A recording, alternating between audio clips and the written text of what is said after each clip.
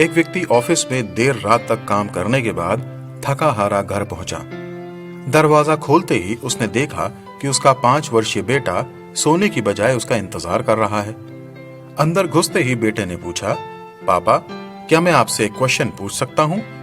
हाँ हाँ पूछो, क्या पूछना है? पिता ने कहा। बेटा पूछता है, पापा, आप 1 घंटे में कितना कमा लेते हैं?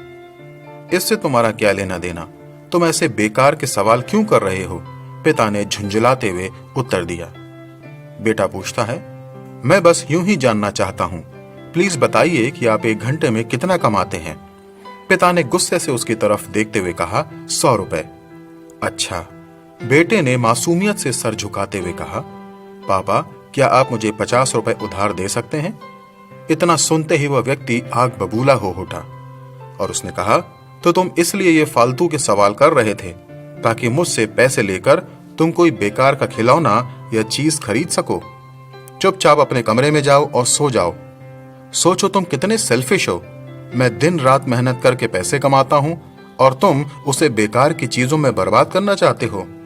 यह सुन बेटे की आंखों में आंसू आ गए और वो अपने कमरे में चला गया। व्यक्ति अभी भी गुस्से में था और सोच रहा था कि आखिर उसके बेटे की ऐसे करने की हिम्मत कैसे हुई। पर 1 आध घंटा बीतने के बाद वह थोड़ा शांत हुआ और सोचने लगा कि हो सकता है कि उसके बेटे ने सच में किसी जरूरी काम के लिए पैसे मांगे हों, क्योंकि आज से पहले उसने कभी इस तरह से पैसे नहीं मांगे थे। फिर वह उठकर बेटे के कमरे में गया और बोला, क्या तुम सो गए? जवाब आया, नहीं, मैं सोच रहा था कि शायद मैंने बेकार में ही तुम्हें डांट दिया। दरअसल दिन भर के काम से मैं बहुत थक गया था। व्यक्ति ने कहा, आई एम सॉरी, ये लो अपने 50 रुपए। ऐसा कहते हुए उसने अपने बेटे के हाथ में 50 का नोट रख दिया। थैंक यू पापा, बेटा खुशी से पैसे लेते हुए बोला। फिर वह तेजी से उठकर अपनी अलमारी की तरफ गया।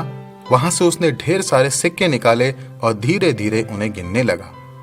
यह देख वह व्यक्ति फिर से क्रोधित होने लगा और बोला, जब तुम्हारे पास पहले से इतने पैसे थे तो तुमने मुझसे और पैसे क्यों मांगे? क्योंकि मेरे पास पैसे कम थे, पर अब पूरे हैं, बेटे ने कहा। पापा, अब मेरे पास 100 रुपए हैं। क्या मैं आपका 1 घंटा खरीद सकता हूं? आप ये पैसे ले लीजिए और कल जल्दी घर आ जाइएगा। मैं आपके साथ बैठकर खाना खाना चाहता हूं। दोस्तों, इस तेज रफ्तार जीवन में हम कई बार खुद को इतना बिजी कर लेते हैं कि उन लोगों के लिए समय ही नहीं निकाल पाते जो हमारे जीवन में सबसे ज्यादा महत्व या इंपॉर्टेंस रखते हैं। इसलिए हमें ध्यान रखना होगा कि इस आपाधापी में भी हम अपने माँ बाप, जीवन साथी, बच्चों और अभिन्न मित्रों के लिए समय निकालें, वरना एक दिन हमें भी एहसास होगा कि हमने छोटी मोटी चीजें पाने के लिए कुछ बहुत बड़ा खो दिया। बाइबल बहुत ही स्पष्ट शब्दों में कहती है, हे बच्चे वालों, अपने बच्चों को रिस न दिलाओ, परंतु प्रभु की शिक्षा और चेतावनी देते हुए उनका पालन पोषण करो। दोस्तों, आप यह तब ही कर सकते हैं जब आप अपने परिवार और बच्चों के साथ एक अच्छा समय बिताएंगे।